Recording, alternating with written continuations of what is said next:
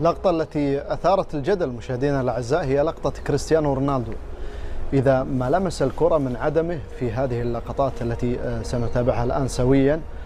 وقيل بأن كريستيانو رونالدو قد سجل الهدف الأول، لكن بناء على موقع الفيفا الرسمي كان برونو فرنانديز هو من سجل هذا الهدف وسجل ركلة الجزاء. انتصار مستحق لمنتخب البرتغال. كابتن محمد، ب 60 في 70% من امكانيات السكواد الحالي قدر البرتغال يعدي للدور الثاني.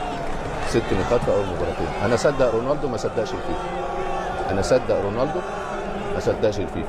طالما قال لمستني يبقى لمسته، وهو الوحيد القادر انه يحدد هل الكره لمسته ولا لا.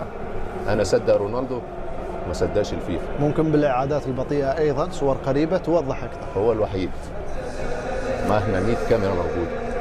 انا قلت لك يا عبد العزيز اصدق رونالدو وما صدقش الفيفا. قال لمسته يبقى لمسته. هذه صور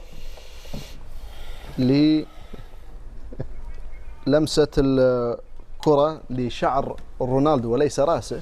طيب رونالدو قال لمستني، خلاص يبقى رونالدو صادق. انا قلت لك اصدق رونالدو ما صدقش الفيفا.